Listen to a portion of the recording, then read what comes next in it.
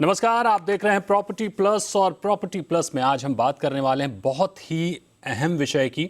Real estate में निवेश करने से पहले अक्सर सलाह दी जाती है कि प्रोजेक्ट का रेरा रजिस्ट्रेशन जरूर देख लें, लेकिन क्या हो जब ऐसा प्रोजेक्ट रेरा में रजिस्टर हो जाए जिसका प्लान, लेआउट और अप्रूवल सवालों के घेरे में हो। सीधे मुद्दे पर आते हैं। दरअसल एक बड़ा हैरान करने वाला मामला बिहार रेरा में देखने को मिला है। बिहार रेरा अपीलेट ट्रिब्यूनल ने रेरा अथॉरिटी पर एक प्रोजेक्ट के रजिस्ट्रेशन को लेकर सख्त टिप्पणी करते हुए बिहार सरकार से रेरा अथॉरिटी के सदस्यों को रेरा कानून, Bihar apartment ownership act, Bihar municipal act और बिल्डिंग बायलॉज की प्रॉपर ट्रेनिंग कराए जाने की बात कही है। समझिएगा मामला कितना गंभीर है। 2017 में देश में रियल एस्टेट को रेगुलेट करने वाला कानून आता है। आज 6 साल बाद यानी आधा दर्जन साल बाद ट्रिब्यूनल की यह टिप्पणी कि बिहार रेगुलेटरी में मौजूद सदस्यों को कानून की जानकारी ही नहीं है। कितनी बड़ी चिंता की बात है उन 1500 से अधिक प्रोजेक्ट्स के लिए जो बिहार रेरा में रजिस्टर्ड हैं। साथ ही बिहार के रियल एस्टेट अपीलेट ट्रिब्यूनल की टिप्पणी एक बड़ा सवाल भी खड़ा करती है देश भर की रेराओं की कार्यप्रणाली पर। तो आप समझ सकते हैं कि कितनी अहम विषय है, कितना जरूरी मुद्दा है हर उस घर खरीदार के लिए जो कहीं घर खरीद रहा है। तो इस पर चर्चा करेंगे, विशेष चर्चा होगी। हमारे साथ हैं अभय उपाध्याय, प्रेसिडेंट एफपीसी और सदस्य हैं सीएसी रेरा के। हमारे साथ वेंकट राव हैं, लीगल एडवाइजर हैं यूपी रेरा के। देवेश रतन हमारे साथ हैं, एडवोकेट हैं सुप्रीम कोर्ट के। अमृता गुप्ता हमारे साथ जुड़ेंगी, फाउंडर प्रेसिडेंट हैं क्रेडाई राजस्थान के। और हमारे साथ रवि सिन्हा हैं, सीईओ ट्रैक टू रियल्टी। तो बहुत स्वागत करेंगे आप सभी मेहमान का जी बिजनेस पर जुड़ने के लिए। सबसे पहले अभय उपाध्याय जी, मैं आपके पास आना चाहूंगा और आपसे समझना चाहूंगा कि जैसा कि उस ऑर्डर को हमने देखा, जब उस ऑर्डर को पढ़ा, जो भाषा थी बड़ी सख्त भाषा थी, बड़ी सख्त टिप्पणी कहेंगे उसको। अपीलेट ट्रिब्यूनल ने उनको की है, अथॉरिटी को की है जिन्होंने 1500 से अधिक प्रोजेक्ट रजिस्टर कर लिए हैं। तमाम मामलों में उन्होंने फैसले भी दिए थे। उनको अगर ये कहा जाए कि आपको कानून की जानकारी नहीं है, आप जाके प्रॉपर ट्रेनिंग लेके आइए, तो ये कितना चिंता का विषय हो सकता है? दीपक जी, पहली बात तो ये है कि काफ़ी चिंता का विषय है। और सबसे बड़ी बात ये है कि जब कानून में ये चीज़ें एकदम साफ लिखी गई हैं कि जब आप रजिस्ट्रेशन करने जाएंगे किसी प्रोजेक्ट का, तो क्या क्या डॉक्यूमेंट आपको लेने पड़ेंगे। और वो डॉक्यूमेंट सबको पता है कि अगर वो वैलिड ही नहीं रहेंगे तो ऑब्वियसली रजिस्ट्रेशन नहीं होगा। इसमें तो कोई बताने की कोई ऐसी बात नहीं थी। लेकिन चूंकि ये मामला सामने आया है, तो अब चिंता इस बात की है कि चूंकि ऑनगोइंग प्रोजेक्ट्स हो या नए प्रोजेक्ट्स हो, नए प्रोजेक्ट्स में तो सवाल कम उठेगा, बट ऑनगोइंग प्रोजेक्ट्स में ये तो सारे देश में रजिस्टर किए गए प्रोजेक्ट्स जो हैं, तो क्या वहाँ पे भी जो डॉक्यूमेंट्स बिल्डरों ने दिए रजिस्ट्रेशन के समय, क्या वो भी फेल्ड थे, क्या वो भी अप टू डेट नहीं थे? तो अगर इस तरीके से अगर प्रोजेक्ट को रजिस्ट्रेशन किया गया है और आप वो आदेश को अगर पढ़ेंगे बिहार अपीलेट ट्रिब्यूनल का, तो उसमें ये भी कहा गया है कि ये बिल्डिंग अगर ये खड़ी भी हो जाए तो ये इलीगल बिल्डिंग कही जाएगी क्योंकि उसके सारे प्लान, सैंक्शन, अप्रूवल फेल हैं।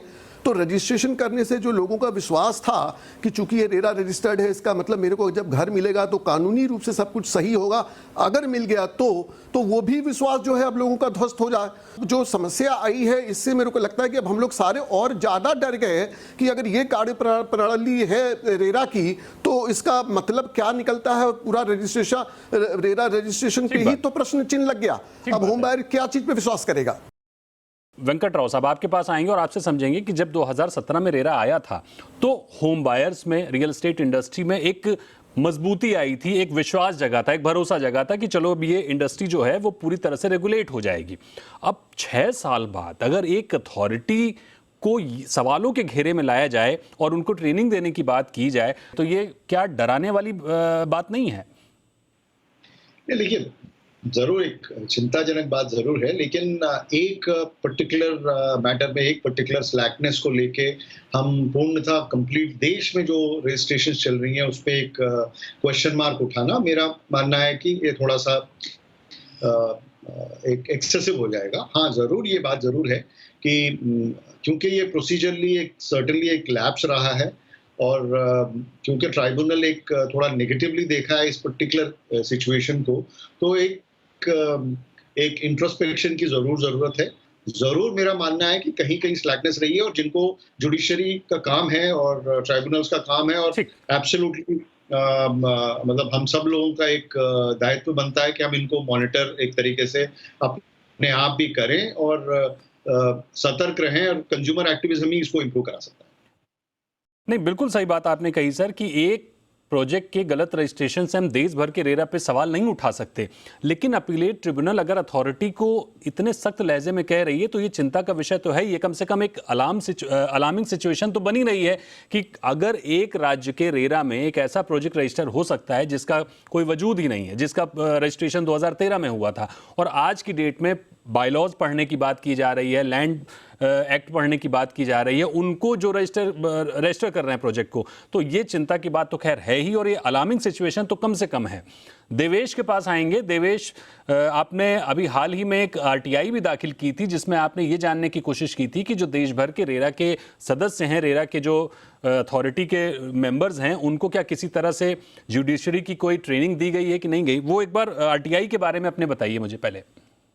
दीपक जी, कुछ समय पहले फाइल किया था मैंने आरटीआई, लगभग 1 साल हो चुका है इस बात को। जी। वो रीजन ये था कि हम जो भी केसेस फाइल करते थे, चाहे पोजेशन के या रिफंड के, सभी केसेस में सिमिलर टेम्पलेट ऑर्डर्स पास हो रहे थे, जिससे मुझे ये दिमाग में आया कि क्या ये ऑर्डर्स पढ़ के पास किए जा रहे हैं या नहीं किए जा रहे हैं। तो सबसे पहले मैंने इस पे एक आरटीआई फाइल की थी जिसमें मैंने ये पूछा था कि हमें ये इंफॉर्मेशन प्रोवाइड की जाए कि क्या मेंबर्स ऑफ यूपी रेरा को कोई जुडिशियल ट्रेनिंग या रेरा एक्ट की ट्रेनिंग दी गई है या नहीं, और उसकी डिटेल्स हमें उपलब्ध कराई है।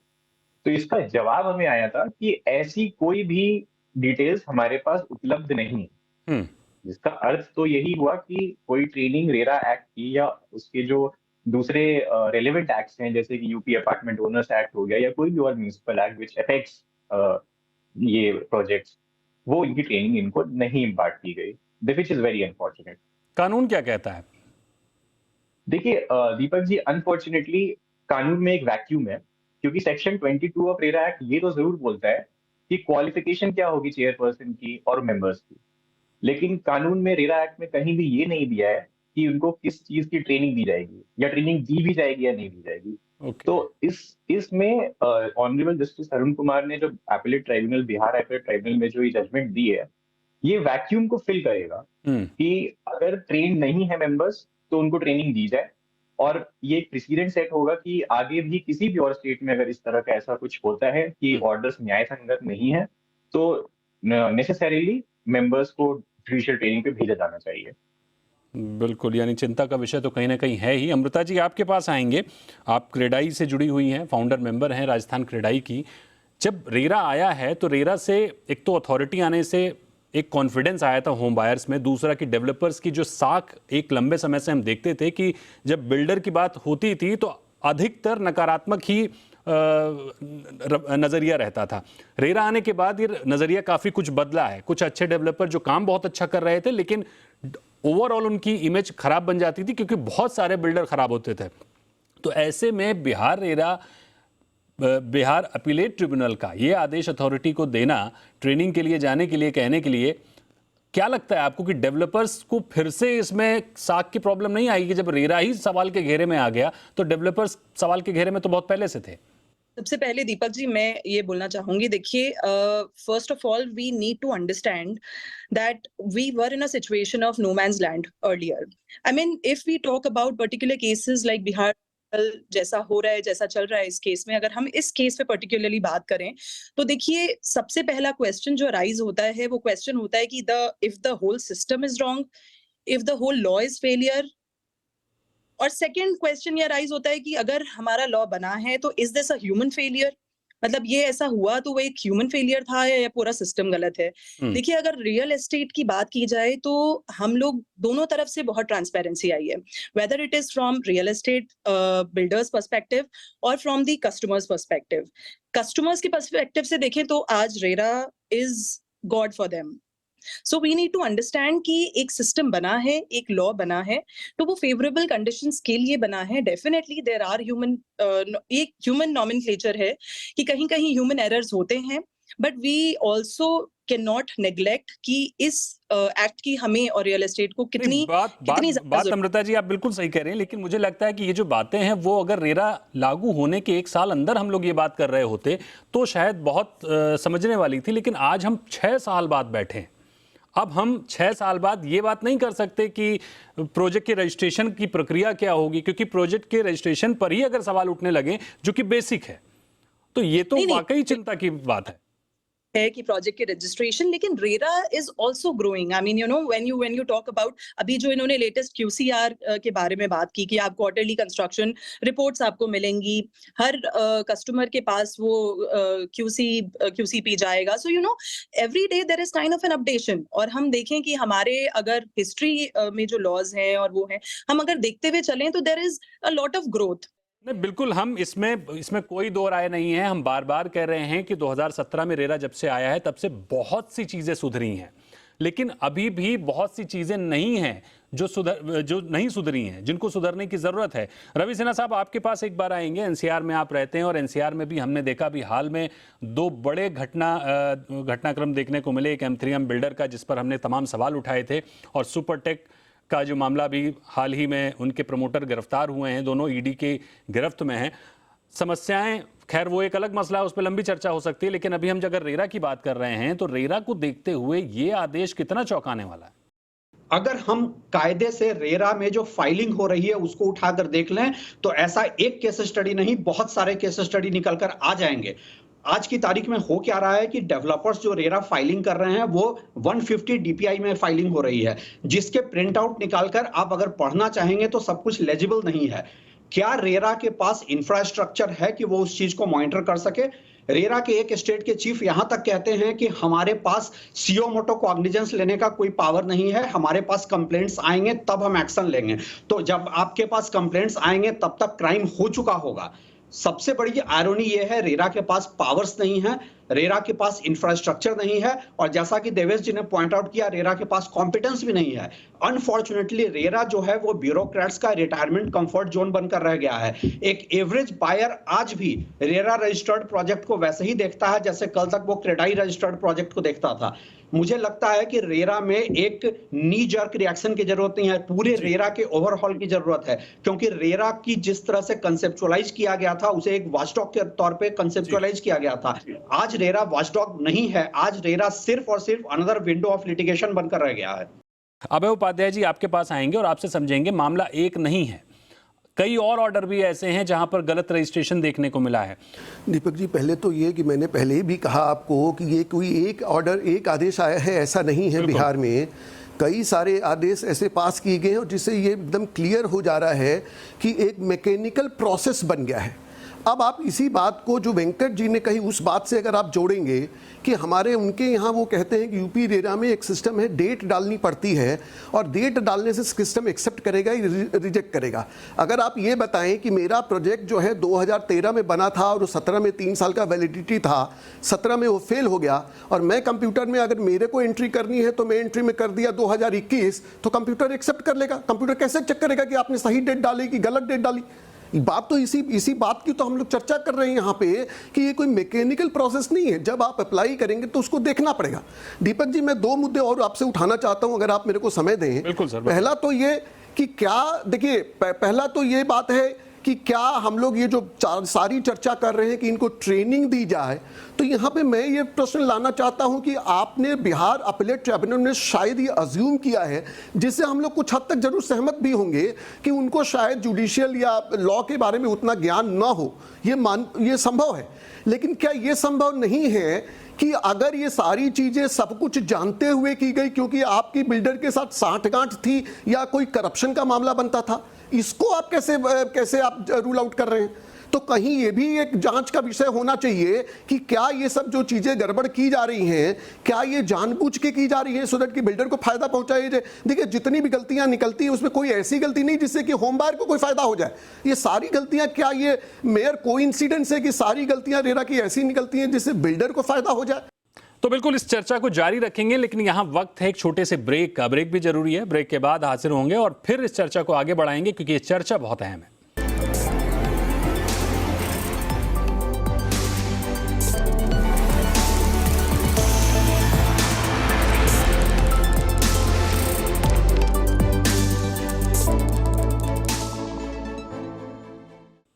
Welcome back. आप देख रहे हैं प्रॉपर्टी प्लस और आज प्रॉपर्टी प्लस में हम बात कर रहे हैं बेहद अहम मुद्दे की जो जुड़ी है हर एक होम बायर से, क्योंकि बिहार रेरा में अपीलेट ट्रिब्यूनल ने जिस तरह का आदेश दिया है, जिस तरह से टिप्पणी की है अथॉरिटी के मेंबर्स पर, वो जानने समझने वाली है। उस पर गंभीर होने की बात है और इसी गंभीरता को लेकर हम चर्चा कर रहे हैं। हमारे साथ तमाम मेहमान जुड़े हुए हैं, चर्चा को आगे बढ़ाते हैं।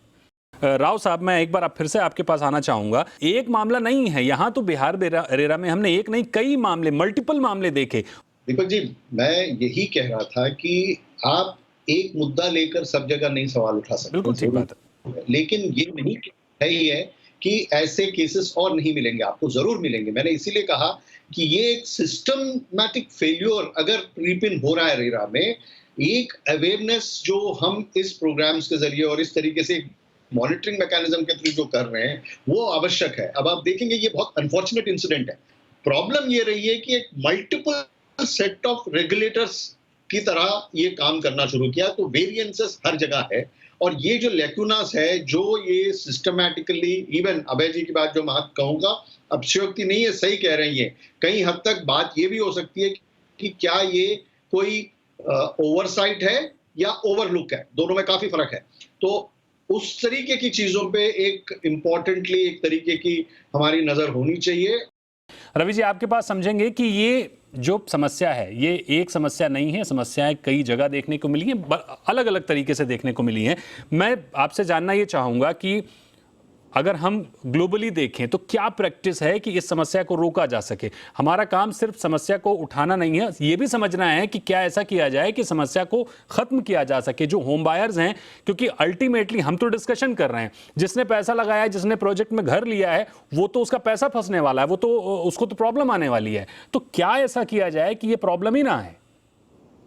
देखिए, बहुत अच्छा ये सवाल आपने उठाया है। प्रीएम्प्टिव मेजर्स जब तक रेरा नहीं लेगा, हमारे यहाँ सबसे बड़ी जो प्रॉब्लम है वो है कि हम प्रीएम्प्टिव मेजर्स नहीं ले सकते। दूसरी अकाउंटेबिलिटी की प्रॉब्लम है। डेवलपर अपने को रेरा के प्रति अकाउंटेबल नहीं मानते, ब्यूरोक्रेट्स और डेवलपमेंट एजेंसी अपने आप को रेरा के प्रति अकाउंटेबल नहीं मानती है। तो यहाँ जब तक आप कलेक्टिव अकाउंटेबिलिटी फिक्स नहीं करेंगे और रेरा को इतने आप लीगली एम्पावर नहीं करेंगे कि रेरा आप प्रीएम्प्टिव मेजर ले सके, ये नहीं हो कि क्राइम हो गया उसके बाद रेरा ने एक ऑर्डर इशू कर दिया, आपको एडवांस में कुछ एक्शन लेना होगा। ठीक बात है। अमृता जी, आपके पास आएंगे और आपसे समझेंगे, संगठन के तौर पर आप लोगों का प्रयास है कि रेरा और मजबूत हो, मार्केट जो है रियल एस्टेट मार्केट वो क्लीन हो, होम बायर्स का पैसा ना फंसे। क्या तैयारी है संगठन के तौर पर आपकी? देखिए, एज अ संगठन अगर मैं बात करूं तो हम लोग हाईली सेटिस्फाइड हैं कि रेरा आया, बिकॉज इसके पहले हम लोग खुद ऐसा फेस कर रहे थे। As an organisation also we were facing कि बहुत ही अनऑर्गेनाइज्ड मार्केट था। जो ट्रांसपेरेंसी और अकाउंटेबिलिटी हमारे होम बायर्स को हमें खुद को लग रहा है कि इस रेगुलेटरी एक्ट के बाद जो ट्रांसपेरेंसी आई है इस पूरे इंडस्ट्री में, वो कमेंडेबल है। Definitely there are some extreme cases, हम लोग उसके ऊपर इतना ऑब्जेक्शनेबल होकर अगर हम लोग बात करते हैं और हम बताते हैं कि पूरा सिस्टम फेलियर है, that is not correct. That is not correct. There are certain extreme cases जिसके अंदर ये सब चीजें, अब जैसे बाकी फेलो सारे सीनियर्स जो बैठे हैं उन लोगों ने मेंशन किया कि क्या हम इसकी पॉसिबिलिटीज चेक करें कि क्या ये कहीं कोई स्ट्रेटेजाइज मूव था या ये कोई ह्यूमन एरर था। बिकॉज अगर पूरे सिस्टम को हमने बता दिया गलत, एंड दिस इज नहीं अमृता जी, हमने पूरे सिस्टम को तो गलत बताया ही नहीं। हम तो पूरे शो में कई बार बार बोल चुके हैं कि रेरा का मैकेनिज्म गलत नहीं है, रेरा गलत नहीं है, ये समस्या जो उपजी है वो क्यों गलत है, और वो ही समस्या कई तमाम समस्याओं को उपजा देगी। क्योंकि अगर हमने आज इस पर बात नहीं की तो शायद ये कहीं दबी रह जाएगी और उसके बाद में इस पर बात होगी भी नहीं। हम बार बार कह रहे हैं मैकेनिज्म में कोई कमी नहीं है, मैकेनिज्म में जो लोग बैठे हुए हैं शायद उनमें कोई कमी है। बहरहाल, देवेश जी आपके पास आएंगे और एक अंतिम सवाल आपसे लेंगे, कोई आपका कमेंट इस ओवरऑल पूरी चर्चा के बाद? ये साफ साफ दिखा रहा है कि उनको जानकारी नहीं है रेरा के प्रोविजंस की, क्योंकि रेरा एक्ट में बहुत सारे ऐसे वायलेशंस हैं जिसमें रेरा को सुओ मोटो एक्ट करने की पावर्स हैं। अभय जी ने ये बहुत बड़ा बहुत इंपॉर्टेंट इशू उठाया है कि क्या यहाँ पे विलिंगनेस नहीं है एक्ट के प्रोविजंस को इम्प्लीमेंट करने की। जी, क्योंकि देखिए सेक्शन 22 जो रेरा एक्ट का कहता है वो एक्सपीरियंस लोग, chairperson has to be experienced with 20 years, members should have an experience of 15 years. तो ऐसा नहीं है कि उनको बिल्कुल भी जानकारी नहीं होगी या बिल्कुल ज्ञान नहीं होगा कानून का। तो ये जरूर देखने की बात है कि क्या यहाँ पे कुछ विलिंगनेस में कमी है, क्योंकि हमारे साथ भी कई बार ऐसा हुआ है। हमने एक सेक्शन 8 की एप्लीकेशन फाइल की थी बहुत पहले, मैं एक एग्जाम्पल उदाहरण के तौर पर दे रहा हूँ, बिल्कुल, कि जहाँ पे हमने कहा था कि प्रोजेक्ट का रजिस्ट्रेशन आप खत्म करके इसको होम बायर एसोसिएशन को हैंड ओवर करिए। वो एप्लीकेशन आज तक डिसाइड नहीं हुई और सच मानिए कि वो कंपनी आज एनसीएलटी में चली गई है और एनसीएलटी वही काम करा रहा है। जबकि हम 2 साल पहले रेरा से वही काम करने को कह रहे थे और ऑफिसर्स ने मना कर दिया कि हम ऐसा कोई भी एक्शन नहीं ले सकते, और हम नहीं समझा पाए उन्हें कि सर आपको पावर्स हैं, प्लीज लीजिए वो एक्शन। नहीं, तो ये बहुत वाकई बड़ी important बड़ी है बड़ी इस अहम चीज़ बात का। आपने कही है कि अगर आज भी ये समस्या है कि आप रेरा में वो प्रावधान हैं और उसके बाद में आप अपील कर रहे हैं वो प्रावधान करने की, और उसके बाद रेरा से निराश होकर आप दूसरी कोर्ट में जाते हैं और दूसरी कोर्ट में आपको वहीं पर वही चीजें मिल जाती हैं, आपको न्याय वहां पर मिलता है, तो ये अपने आप में एक सवाल खड़े करता है कि अभी भी होम बायर्स जो परेशान है वो क्यों रेरा का रुख करेगा, वो सीधे दूसरे कोर्ट में जाएगा। पहली बात। दूसरी बात कि जो हमने आज जो फोकस रखा वो पूरा ओवरऑल फोकस रखा सिर्फ बिहार रेरा के उस प्रोजेक्ट के रजिस्ट्रेशन पर, जिस पर सवाल हम नहीं उठा रहे, सवाल उठाया है खुद रेरा के अपीलेट ट्रिब्यूनल ने, उन जजेस ने जिन्होंने देखा, जिन्होंने अपने सामने उस प्रोजेक्ट को प्रॉब्लम में पाया। ये समस्या, ये एक अलार्मिंग सिचुएशन है, हम बार बार कह रहे हैं। राव साहब बिल्कुल शॉर्ट में चाहूंगा आप जो कहना चाह रहे हैं कह दें, उसके बाद हम इसको समाप्त करते हैं। सोल्यूशन की जब बात हो रही थी खास करके रजिस्ट्रेशन और इस तरीके के मैकेनिज्म्स के बारे में जी, कि देखिए ऑनेस्टली वेबसाइट्स जो है इनके रजिस्ट्रेशन प्रोसेस के लिए भी और अदरवाइज भी हर एक स्टेट का अलग अलग अपना है। मेरा मानना है कि एटलीस्ट रजिस्ट्रेशन प्रोसेस के लिए निक के थ्रू एक standardise website across the board, क्योंकि 80% आप देखेंगे सिमिलरिटी है अप्रूवल्स अपलोड करने, और उसमें एक वाटर टाइट एक स्टैंडर्डाइज वेबसाइट अगर अवेलेबल हो, चाहे बायर यूपी का हो, चाहे बायर हरियाणा का हो या बिहार का हो, उसे एक पर्टिकुलर मैकेनिज्म के थ्रू जा सकता है और प्रोजेक्ट रजिस्ट्रेशन की डिटेल्स मिल सकता है। कुछ ऐसा स्टैंडर्डाइज होना चाहिए। हाँ, बिल्कुल ठीक बात है, बिल्कुल होना चाहिए, और उसको और बेहतर बनाने की जरूरत भी है, क्योंकि जाहिर सी बात है कि कोई चीज पहले दिन से बेहतर नहीं होती। अनुभव होते हैं, समस्याएं आती हैं और उन समस्याओं से अनुभव लेकर ही वो चीजें बेहतर होती हैं, लेकिन समस्याएं आए बनाई ना जाएं, यहां तो समस्याएं बनती हुई दिख रही हैं, ये एक बड़ी विचित्र बात है। तो बहरहाल इस चर्चा में बहुत शुक्रिया करेंगे आपका वेंकट राव साहब, बहुत शुक्रिया करेंगे रवि जी, बहुत शुक्रिया करेंगे आपका अभय जी, देवेश जी और अमृता जी हमारे साथ जुड़ने के लिए। हम आपको अंतिम बार बार यही कह रहे हैं कि रेरा कहीं से गलत नहीं है। रेरा एक शानदार कानून है जिसने रियल एस्टेट में बहुत ही पारदर्शिता लेकर आया है, कॉन्फिडेंस बढ़ा है होम बायर्स का। लेकिन अगर समस्या है तो समस्या पर भी सवाल उठने चाहिए, क्योंकि बिहार रेरा का हमने सवाल नहीं उठाया है, सवाल बिहार रेरा के अपीलेट ट्रिब्यूनल ने उठाया है। एक अलार्मिंग सिचुएशन है और इसको जानने समझने की बिल्कुल जरूरत है। और दूसरे रेरा में भी अब होम बायर्स को, मैं खासतौर से होम बायर्स को कहूंगा कि सिर्फ रेरा रजिस्ट्रेशन देखकर आप संतुष्ट ना हो लें, उस प्रोजेक्ट को भी जाकर देखें, वेबसाइट पर जाकर उसकी जांच पड़ताल करें, और बेहतर होगा कि किसी लीगल एक्सपर्ट्स के जरिए उस प्रोजेक्ट की जांच पड़ताल करें, क्योंकि सिर्फ उस नंबर के भरोसे ना रहें। तो बहुत शुक्रिया करेंगे आप सबका हमारे साथ जुड़ने के लिए और चर्चा में शामिल होने के लिए। प्रॉपर्टी प्लस के अगले एपिसोड में हम बात करेंगे किसी और टॉपिक की। आज फिलहाल इतना ही। नमस्कार।